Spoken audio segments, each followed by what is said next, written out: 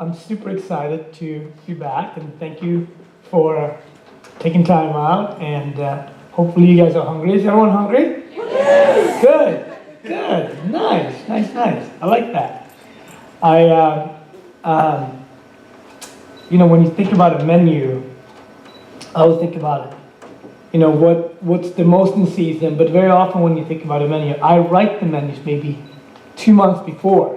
So I always have to think about what's right in season. And I think that one of the things that cooks, chefs, and a home cook, what do we share, and how can we actually do things in the same level? I think this is one of the few times, actually, one of the first times where home cooks, you guys have just as much great fish, vegetables, produce available as chefs, actually. And it hasn't always been like that. But since most of the cooking today in restaurants stems from comfort food, that makes it much more an even playing field, It was different when I started cooking. Then all restaurant food really came from French food. Regardless where you were on the planet, it had to be French food, not even Italian. And I think that's a major shift. And I think it's a shift for the better, right? Because who's to say what's good food and what's not good food? I think that's really depend on who you're going to cook for and the perspective of the diner, right? So if you consider, for me, when I go to a new place, I always think about, okay, where am I going? And I want to learn something. I want to learn a little bit something about that place. Who was there before? Who's here now? And maybe who's coming next. And in fine dining, in high-end restaurant, it's hard to see that. But if you think about comfort food, it's always there. And when I tell people who've never been to Bermuda, for example, I talk about Portuguese heritage. They would not have a clue that this even exists on the island, right? Because it's not always what you see on the surface. And if I think about Southern food in America, the Southern food, soul food, what we consider soul food. For me, the first cuisine I think about is West African food. There is really, for me, the heart and soul. And you can see it in the food, and you can hear it in the music. So the music and the food is completely comparable, right? Think about where blues come from, you think about where those southern dishes come from, how okra hit America, how rice came to America, same pattern. But what is delicious? What is yummy? What's good food? I think you can have an endless conversation about that. So I want to start that. I want to really ask a couple of questions here. And that's what you get for sitting on the front row. So what's good food to you? Mac and cheese. Mac and cheese, good. Do you make it yourself? Yes. Good. How do you make it? It's a secret. Come on, Chef. Yeah, it is, right? And what about you? What do you make? Italian, a lot of the Italian dishes. Yeah. And I like the seafood, salmon and that kind of thing. Mm-hmm. And how come, do you have Italian heritage, or where did that come from? Where did that? No, I'm from the States, so Yeah. that was acquired. We've traveled a bit, Yeah. and picked it up that way. Mm-hmm. And it's interesting with Italy because it's such think about it. There's so many dishes that either stems or you link back to Italy in some way. But yet, Italy is very diverse when it comes to cooking. If you think about the coast and you think about northern Italy versus southern Italy, it's completely different. And I'm a huge fan of the south. I like the coastal in the south, Italian food, a little bit simpler, not so much protein-based, a little poorer cooking, but super delicious. So I grew up with Swedish food. I grew up with herring, salmon, mackerel. I had dinner table at our house was If there's 7 days, it was how many days would we eat mackerel or salmon? So after a while, as a kid, you got kind of, the day when your mom walks in with meatballs or walks in with something else, it's great. Really, really great. But the other thing that we grew up with too was that Scandinavia, when you think about Swedish food, which is just really becoming known outside Scandinavia, but for me, Scandinavian food really comes down to a couple of things. Pickling and preserving. All our food is either smoked, salted, or cured. We even call it gravlax, which means to bury the salmon, right? Grav, the word grav is really the Swedish word to bury. And then also, we have, just like Bermuda, we have lots of seafood, but we have 3 types of water, almost 4. We have rivers, lots of rivers. We have cold water too, obviously the Atlantic Ocean, it's giving, giving us really, really cold and clear water. But then also, outside Stockholm, we have this mixed water, which is both salt and sweet, which produces different types of seafood. So we have lots of seafood, and then we also have a game heritage in our cooking. So I grew up with, our beef very often was elk. If you live further north than we did, bear was very often something that you eat, which is not who have had bear? Yeah? There you go. It's dry, huh? Dry. And so is elk, it's very dry. And venison, which is not that strange, right? So it's this, how do we think about our protein? How do we think about our meat? It's very different, right? If you're in Texas, or who's from the state? You're from the state? Yeah, what part of the state? Ohio. So what is the meat? And when you think about it, is Ohio a beef state or a pork state? Beef? Mm-hmm. But it's on the border, really, right? That's, as you think about the barbecue culture, which doesn't really hit Ohio that much, just maybe in the south, but you can go from state to state, and it starts with pork from North Carolina, and once it comes over to Texas and Kansas, it's all beef, right? So what's your favorite fruit? Huh? But you're also on the border of, how close to Cincinnati are you? I'm on Cleveland. Okay, no, because in Cincinnati is the whole chilies and all that stuff, right? Yeah. No, but it's interesting. Everyone has a favorite food. Everyone has a story to it. And, I also grew up with 2 types of food. I grew up with my mother's cooking that was modern and horrible. And then I grew up with my grandmother's cooking, which was old school and really delicious. But it was, as a kid, you don't think about it, but later on you really appreciate that these really different styles of cooking, where everything in my grandmother's house was homemade. And it looked different. Our meatballs there should be a golf ball size, but there were all kinds of sizes, because we had to do them. And the top chef back in our house the teams looked like this. It was me and my grandmother Helga against my 2 older sisters. And we're just rolling meatballs or making bread or pickling and preserving something. But it was always, all the food that we made there was handmade. We had a pantry in the basement, and it was always seasoned for something. So Sweden, we have a lot of nature, everyone has access to the woods and nature, so we picked lingonberries, blueberries. You think of a berry, we picked it. And then we had to preserve it, or either make jam or pickle it, right? And our steak, big steak, was maybe pork chopped every now and then. We never had big sort of American steaks, like ribeye or anything like that. Never.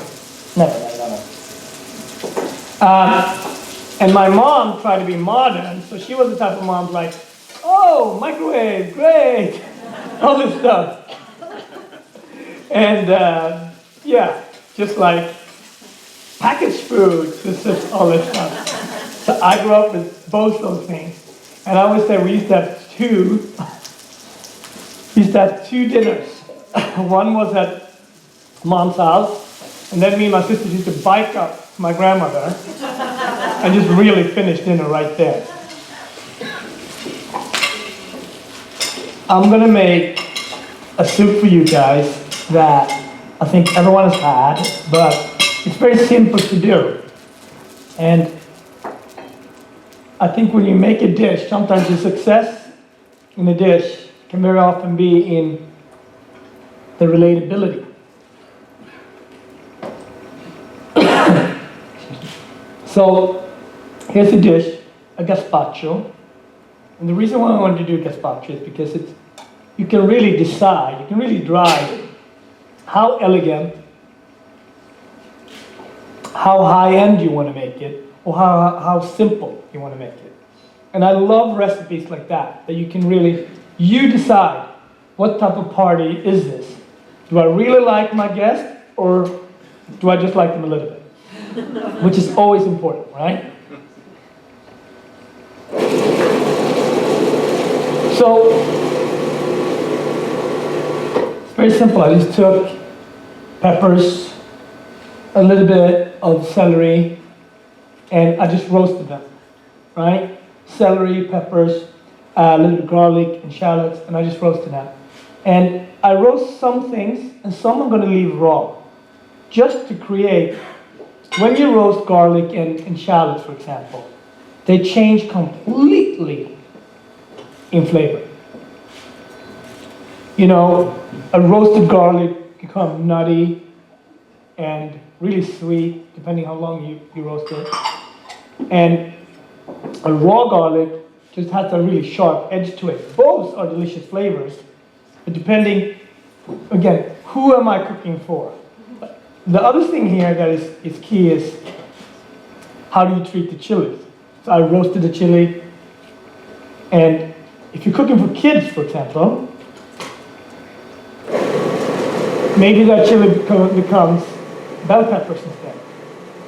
Or if you're cooking for someone that has not traveled, has not been exposed, I would probably cut down on the chili effect, right? So understanding, yes, you need a recipe, but also who am I cooking for? What is the occasion? There's a difference if you cook for a 5-year birthday party versus a 50th. Completely different. All right, so very simple. We have, and very refreshing, right? Tomato as a base, cucumber. Why tomato and cucumber? When we have some things like chilies in, you want something to set it, to balance that. And tomato and cucumber is really 80-90% water. So the tomato and the cucumber takes off a lot of the heat. And then you can add in, like I did here, garlic will give some sharpness, shallots will give some sharpness. You can also add in bread, day-old bread, to thicken it up, right? Just going to add in a little bit of bread. And that will also determine, what type of gazpacho. Do you like it chunky? Do you like a gazpacho that is much smoother?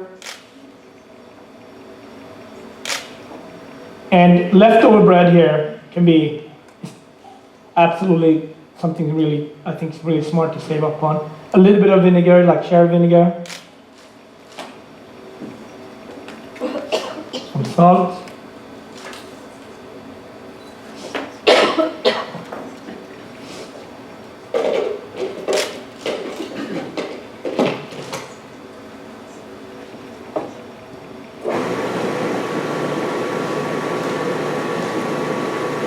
The other great thing with the gazpacho is that you can also, if you now want to add in crab, or if you want to add in soft shell, if you want to add in oyster, lobster, shrimp, this is the moment to really go, okay, we're gonna, if it's on the first date and you don't know, maybe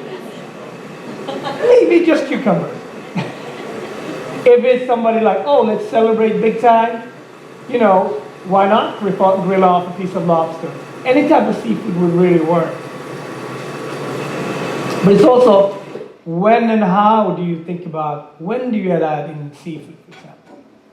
So again, in a gazpacho like this, and you know maybe you're cooking for your loved one and you know exactly what she or he would like to eat. For example, an oyster here. If you would add in 2 raw oysters in here now, it will completely change the flavor. So think about the seafood, what they add. So when you chuck the oyster, you have a little bit of water, that goes straight in. That has a lot of freshness from salt, and that's a lot of seafood flavor, right? If you add in oysters, you can cut back on this salt because you get natural salt. You also can cut back on bread because it's going to thicken it. Now, lobster would not work that way, but oyster would work perfect in that way, as a thickener and as a flavor enhancer. So thinking about seafood from not just I sear, I grill it, I fry it, but also how is it raw and how can it sort of enhance my my cooking. All right, so I need a professional taster. And you sitting right there, you got to come up and taste. You have to. How are you? Good to see you. What's your name? Sophie? Do you cook with your family? What do you guys cook? You cook pasta? Nice. So you're a professional taster now. Here's your spoon. Let's taste. Have you ever had gazpacho cold tomato soup? Okay, good. It's going to be the first time. Are you allergic to tomatoes? Are you allergic to you fine? Yeah, she's fine. Okay, good. Whoa! Well, you're doing the right thing. You went in. I like that. You did the right thing. So think about this taste. Like there's so many things happening. It's a little bit of heat, right? A little spicy. You feel it? Yeah? No, you're a big girl. You're gonna figure it. So we taste again. Just good. So what's the first you taste? Maybe a little sweet? Yeah. And then the spiciness comes, right? How do we fix that, do you think?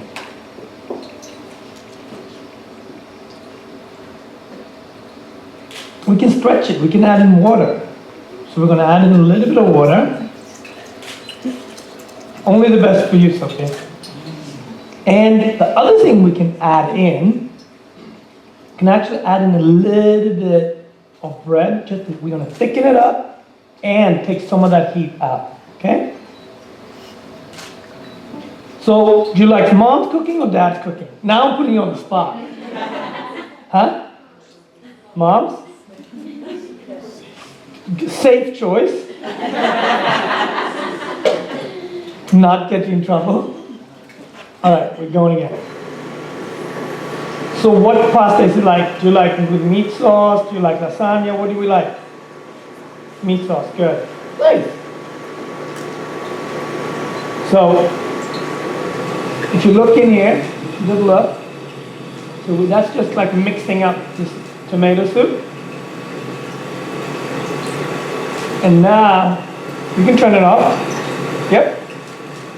Push. Good job. Now, you've done this before as a professional taster. We go back in again. We got to taste. Not so spicy, right? Still a little bit. It's coming. It's late. It's like you going to school. It's late. I like it. It's missing one thing. It's missing citrus acid. So we're going to add lime. Do you like lime?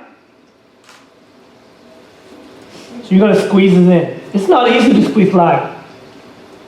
Lemon is much easier. But since you're a professional taster, this comes with the tip. So besides pasta, what else do you like? Squeeze that in there.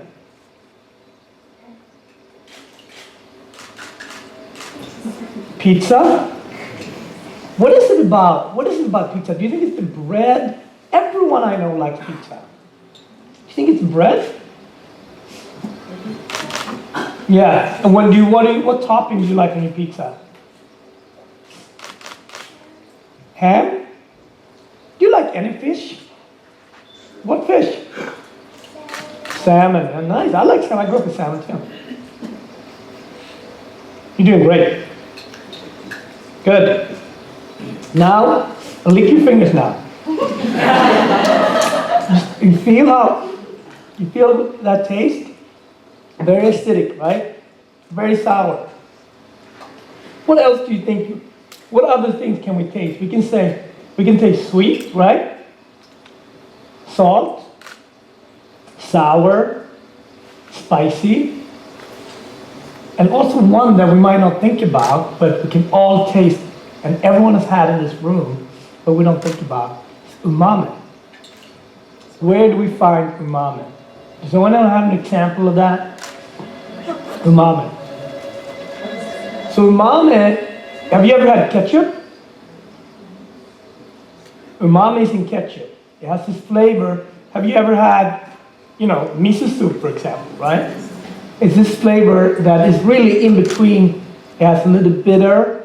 It has a little bit of salt and sweet. So ketchup has umami. Parmesan cheese has umami flavor. Miso has umami.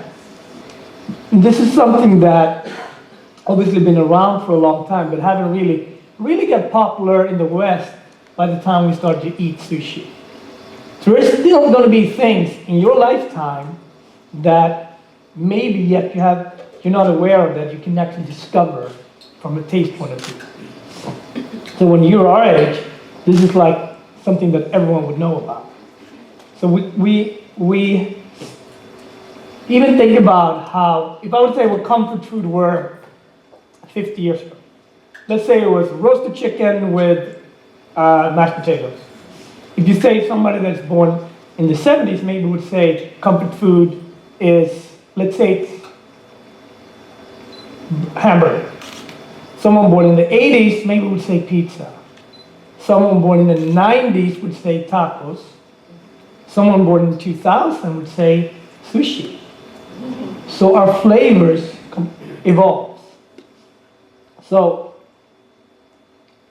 we gotta finish the gazpacho.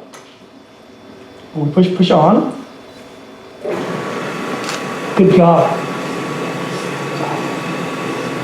All right, so we're gonna finish the tomato soup. If you want to be fancy, let's be fancy. Why not? You're here, I'm here. Let's be fancy. I'm gonna turn this off. You know how to do it. Great job. Great job. All right. So what we're gonna do now, this is awesome. We're gonna pour this in here. And you and I are gonna strain this. Okay. So do you know how to do that? Just go like this. Yep. Yeah, no, that's good. Doing a good job. Nice. See what happens? So we just, there you go. That's it. Good job. Excellent. You've done this before. Nice. Yeah. And now it gets difficult in the bottom. It gets very tricky. So then you just go a little careful. That. All right. I'm just going to squeeze that out. See that? That's all the peppers, that's all the bread, all that stuff. Right? And here, underneath there, we got our soup. That you, as a professional taster, we got, where's the spoon? Come on, get in there.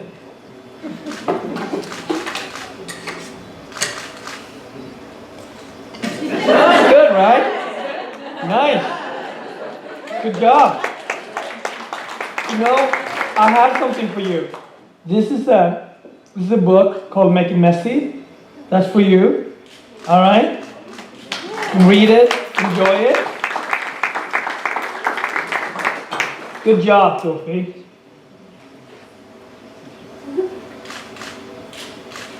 So, the other great dish the idea with a dish like this is it's also, it's a dish that you can make ahead. I think the number one issue when people cook at home is that make it too complicated. Trying to be too fancy. All right? So wouldn't it be great to have a dish like this that you can just make ahead, you can put it in the refrigerator, especially if you live in hot climates, you can put it in the refrigerator, you bring it out about 45 minutes before your guest comes, and it's ready. Starting the party with gazpacho and salad, it's a great way to start a party. The other cool thing you can do with this is you can freeze it in ice cubes. So what happens? I mean, this, think about flavor you can really change by heat and texture. If you would heat this gazpacho up, it would taste completely different, right? If you chill it down, the way you're gonna have it today, the texture, you're gonna taste the cucumber, you're gonna taste the tomatoes, it has one flavor. If you freeze it, it has the third flavor. So let's say you freeze it in ice cubes, and then you pour, you pop them out, you put them in a martini glass, you pour a little vodka. Now you have a cool drink. Now you can charge your neighbor 20 bucks. Never a bad idea to charge your neighbor 20 bucks. No, so think about this, like flavor is driven by texture, you know, how chunky, how smooth, and temperature a lot. That's why when you order a drink, let's say you order a drink on the rocks, right? It's very simple. We understand that method, that a drink tastes different when the ice cubes are hard and sharp, and then 15 minutes later, it sort of mellows the drink out, right? Also maybe mellowed yourself out a little bit, hopefully, which is not bad. But texture and temperature is super important. A last one that is also important when it comes to food, not maybe directly for flavor, but is obviously aesthetic. We eat with our eyes. We eat with our eyes, right? So, but temperature and texture. And these are things that, as a home cook, use these tools, think about it. I'm going to give you 2 examples where texture is super important, and maybe you guys all have made this mistake. We all maybe made it. If you make a salad, your friends are coming over, and then actually they got stuck in traffic, you toss the salad too early, and then it's just all soft, right? So, key thing there is like we don't do it until people are really walking in, right? That's texture. It's not. You can have the best ingredients in the world. Another one is if you make mashed potato and you stir it and it's too much, it becomes glue. So texture is a huge part of driving whether this meal is going to be successful or not. All right, enjoy the gazpacho. I'm going to let you guys eat. I'm going to set up for the next dish. Sophie, thank you so much. You're a rock star. Great job. All right, enjoy, guys.